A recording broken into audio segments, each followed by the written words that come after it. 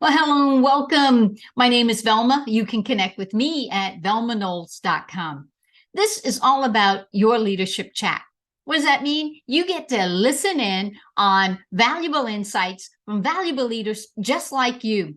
I want to encourage you to go ahead and subscribe so that you never miss another episode. And if this is of value to you, please share the nuggets that you're going to take away from all these great leaders. Please give a big welcome to my special guest and your valuable leader, Eric Reid. Hello, Eric, and welcome to your leadership chat. Thank you. I'm so excited to be here. Oh man, not as We excited have been as I bumping am. into each other everywhere, and it's like, oh yay, sit down for coffee and let's chat. Yes, exactly. So virtual hug to you. Oh man, I have been so looking forward to this. In fact, when I got up, last night I was looking, I'm like, oh, I got Eric. And then when I looked this morning, I'm like, yes, and it's like first thing in the morning. So thank you again so very Isn't much. that how it goes?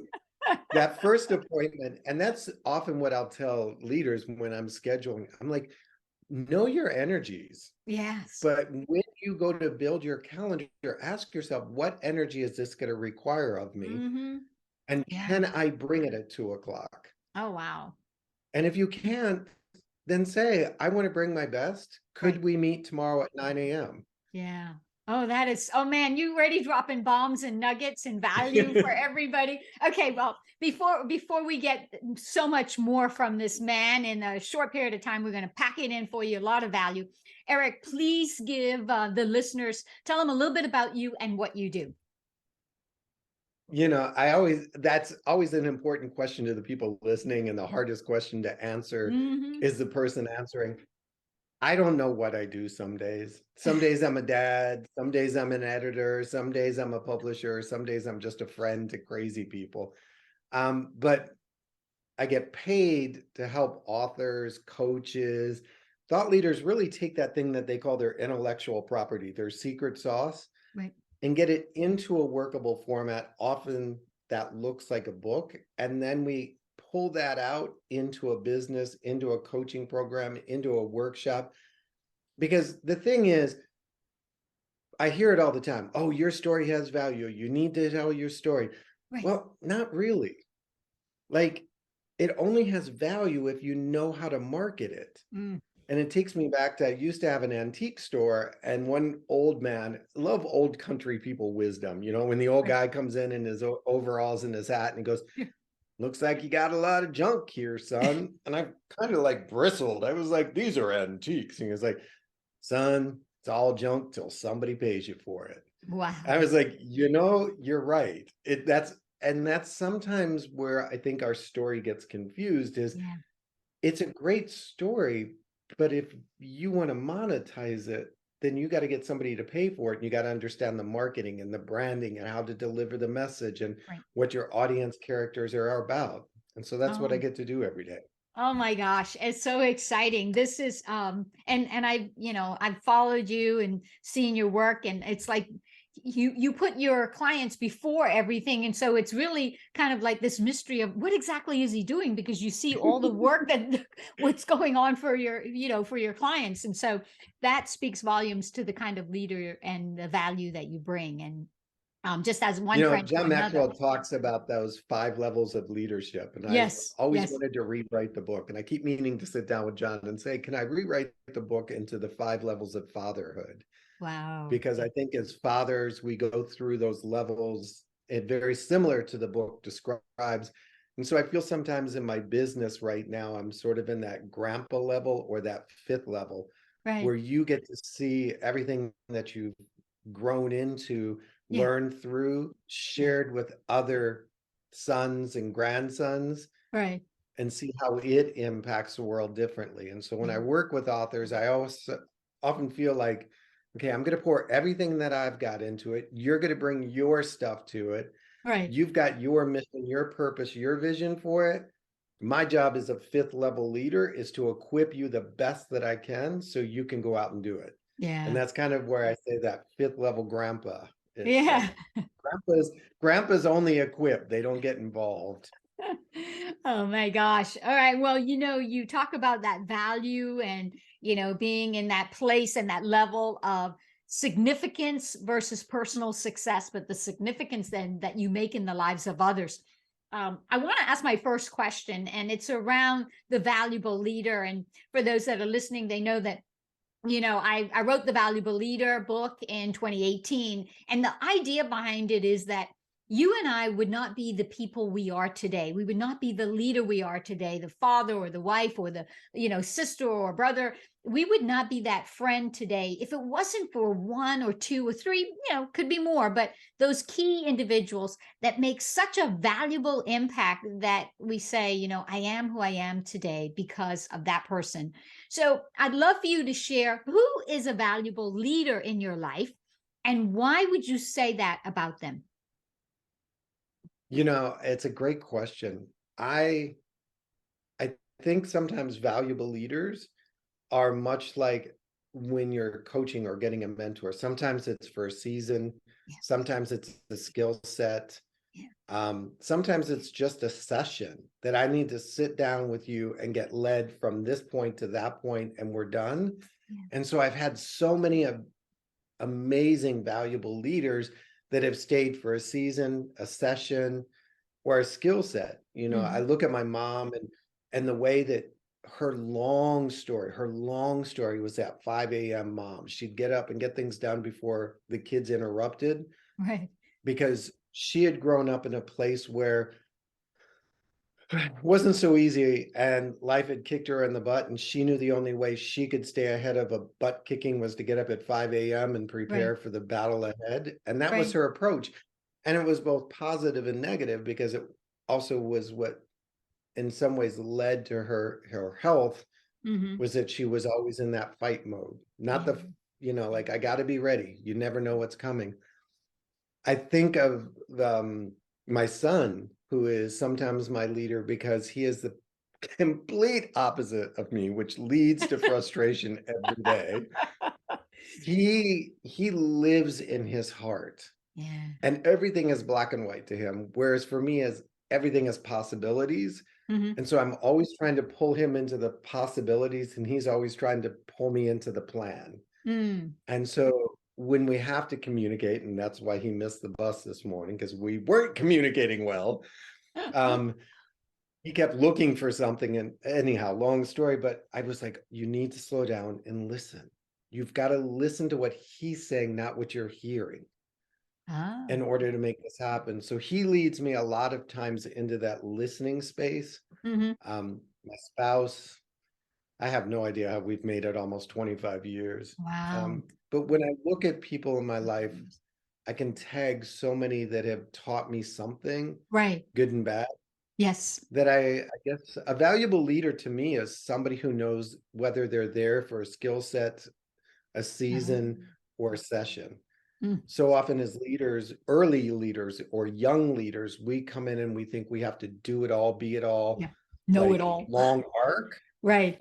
And sometimes leadership can happen in just a flash. The way somebody responds to a situation, you're like, yep, that's a leader. Yep. And it might have been just a skill set kind of leadership moment. Oh man, I love how you were able to, it's kind of interesting because you're able to take valuable lessons like you talked about, your son, who normally we would say, well, not enough experience, but yes, it's all in perspective. And then your wife from a totally different angle, and then your mother from, so you've given us like the trifecta right here, 3 different ways. And I'm blessed because we have a business that when I say we get to choose our authors are given to us through whatever channel they arrive at our doorstep. Yes. And so I'm like, okay, what is the purpose for them being in front of me beyond becoming a book? Yeah. Because they have a story that I haven't seen yet that we need to take out into the world. Right. And they are the vessel for it. Right. I'm just part of that potter's wheel kind of moment. And so I'm like, okay, they're going to teach me something, expose me to something. Right. And we get down in the mud when we're working together. So coming out of it, they've led me into a new awareness in some level. Right. Wow. All right. So you get it from, and what a great point that valuable leaders are here, and at times for a skill set that you need for even a season that you're in, or, just for a moment, a situation that you just need that was a valuable, contribution to my life, made a great impact. And that's profound. Okay. So you know what it takes to have that impact in your life, that valuable leader that makes a difference. You've shared several, personal and across the board. So on the other side of the coin, how would Eric say that he impacts others to make them understand their value and to live a bigger life? How would you say you do that? Oof, that has been a learning journey. Again, going back to that 5 levels of leadership, I was a level 1, level 2 leader for a long time. Long time. Long time. I think that's the slow growth. If you guys haven't read 5 Levels of Leadership by John Maxwell, it talks about how we have to grow through leadership experiences. Yeah. And now when I say I sometimes think I'm a 4 or 5 level, it's not a hierarchy, it's more Right. of a perspective. Right. It's a way And of so thinking. for me, when you're a 4 or 5 level, it's like, okay, I see what you don't. Right. And so I need to figure out how to help you see Yeah. what you need to go to the next level, that 2 to 3 leap or that 3 to 4 leap. And so because of my counseling background, because of what I do, it all seems to be melding together right now, Mm-hmm. where I will sit with somebody and I'll say, like, I can see it. I can see it at the end of my nose and they can't. Yes. And to be able to pull that out and Right. give them just a glimpse of it long enough, that's what my impact hopefully always is to Yeah. show people that they have something bigger than they can see right now. Mm-hmm. They just have to trust that they'll grow into it. Yeah. Trust the process. Let me ask you something a little deeper on that. Do you think that people have to be in a place of acceptance for you to be able to deliver that message sometimes? It would be easier, but I don't think so. I mean, Okay. sometimes you can get hit across the back of the head Yeah. with a 2x4 and you weren't like, "No, wait a minute, Right. I wasn't Right. ready for that." Right. Right. And I'm like, Right. you weren't ready for it, but you needed it because had we not had it, you'd be Mhm. jumping in front of a truck. And Right. the 2x4 is a lot better than the truck. Right. And Right. so I am I am not a gentle leader by any means. I have no problem picking up the 2x4 and swinging. Right. Right. Um, just because again, from a perspective, sometimes I'm like, you are so like, I just want to say all the nasty words to you. You don't see, you don't, and it happens sometimes even with our authors. I will see the impact of their story. I will see Hmm. just how important their story is, and they Sure. keep playing small and they Yeah. keep playing tight and they're afraid to talk about it. And I'm like, I'm about to pick up the 2x4. Right. You Right. might want to, and then they'll step onto a stage, and Jesse Cruz is an example, and somebody will say, I now understand why our marriage is broken Yeah. and I can fix it. Yeah. And I'm like, that's what I was seeing. That was the moment I was seeing for you that I had the 2x4 you into. Right. Yeah. And what does it say? That if you discipline, it comes, at a price to help you to go further. It's not at a price to push you down or hold you down, but it's really like disciplining you so that you can go further. And sometimes people see discipline as pain, but it really is not as pain. It's how you look at it. It's like, that's good for me. So it's like taking your medicine, right? You don't want to take it, it tastes bad, but it's good for you because it's going to make you better. So I Yeah. hear you loud and clear. I know that 2x4 is sent with love, though, because I know you and I know your heart. And not always, sometimes out of frustration. I think it hurts you sometimes more than it hurts the person receiving it. Okay, well, Eric, I'm sure this next question you could just pack the house with, but I would love for you to give the audience, one big takeaway. We never know when people are going to listen into this. We never know where they are in their season of life. Some may listen to it today and then 2 years from now hear this. And so I'd love for you to give one big takeaway. You would say, Velma, if I could share anything with listeners on how they can become more valuable as a leader and live a bigger life, this is what I would say. What's that one big takeaway? Oh, I had like two things come to me. You could hyphenate. I can hyphenate. I'm all in for So extra value. it may sound counter intuitive or contrary, but focus on yourself. Become selfish. So often we as level 1, 2 leaders think it's all about directing. It's all about outside motion. It's all about management, leadership, organization, structure. Right. And it wasn't until I could start, and I have a quote of John Maxwell on my wall: greatness and leadership doesn't begin at the top, it begins at home. And when I think of home, I think of my core center, my heart, my essence of who I am. And if I can't lead self, I can't lead others. Yeah. And if I can't recognize in self my own worthiness, my own greatness, my own potential, and then be courageous enough to explore it, then I can't pour that into others at that 4th or 5th level. And so if probably John wrote it somewhere, but if you want to lead others, you've got to get invested in yourself first. Yeah. It's like you got to fly. I'm a huge bird watcher, bird photographer. And I always say, you got to find your wings because you've got to fly. And to fly is to first lead yourself. Because if you don't lead yourself, you're serving from an empty cup. You don't have anything to give. And what's interesting is if you watch athletes, like top level athletes, they study themselves on the most micro level. Like, was my shoe on the right, tension? Was my toe play? And it's like, you're trying to pole vault 20 feet in the air and you're worried about whether your shoelace is right. That's like where high level leaders start. It's like, were my words immaculate? Did I choose if you can never get small enough on yourself if you want to get bigger. And so I'm always like was that did I go all the way or did I stop at the easy? Yeah.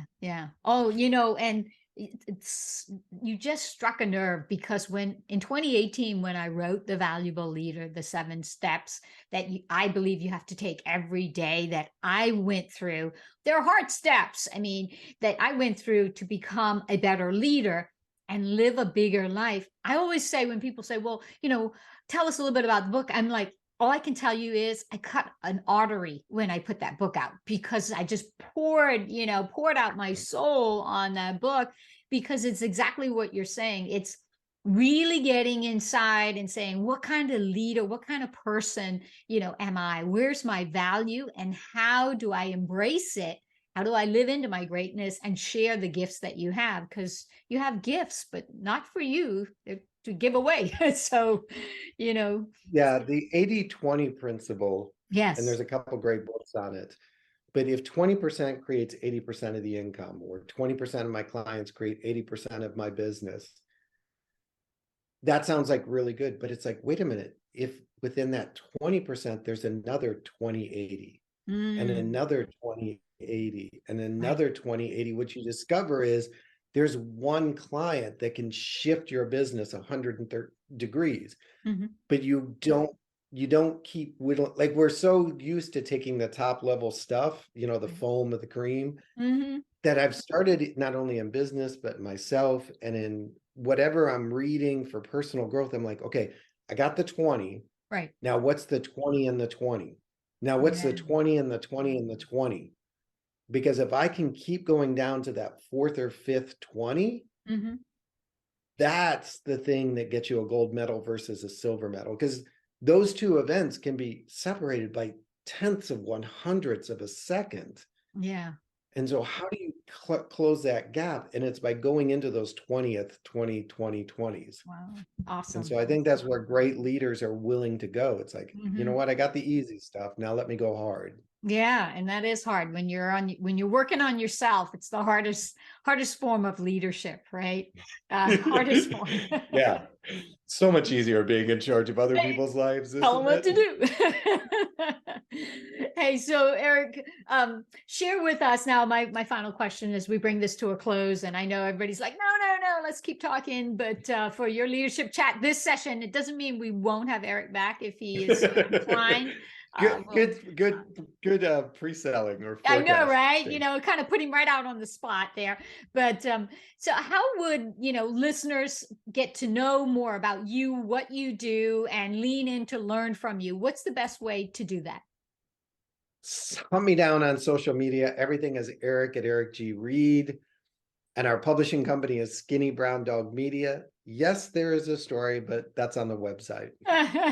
Yeah, okay. Well, then you know it. It's going to be here in the video so that folks could connect with you or learn more about what you do, because I know they'll get value just as they are right now listening to this chat that we're having here. I can't thank you enough for being such a great guest. Well, I want to thank you because, like I said, I love doing this. I just never get around to getting on like, hey, I'd love to be a guest or answering a response. And you were a little dog-eared, like, I'm not letting it go. I'm gonna Dog with let a you have bone. a day off from answering me, and so I want to thank you for pushing me and to remembering that part of being a leader is adding value to others. Thank you. And finding time on your schedule to do so. So thank Yeah. you. Yeah, no, this whole podcast video show, this whole Your Leadership chat really, has been, it's just a, a blessing to be able to reconnect with folks and to be able to share, those individuals with others so that they could add value. So I'm just thrilled to be able to and honored to be able to host it. So thank you for coming on. See, And that's that fourth, fifth level leadership that you're doing. Yeah, that it's a lot of powers are working on me. That's all. but thank you again, Eric. I really appreciate you and appreciate everything you do for everyone else. Hey, thanks so much for watching another episode of Your Leadership Chat. I hope that you've enjoyed this video. Make sure that you hit the subscribe button here and tap that bell icon so that you never miss another episode. I hope too that you'll give us a thumbs up on the video for a like. And then if you feel led, please share the video with those who need to see it. Thanks so much for watching. We'll see you next time on Your Leadership Chat.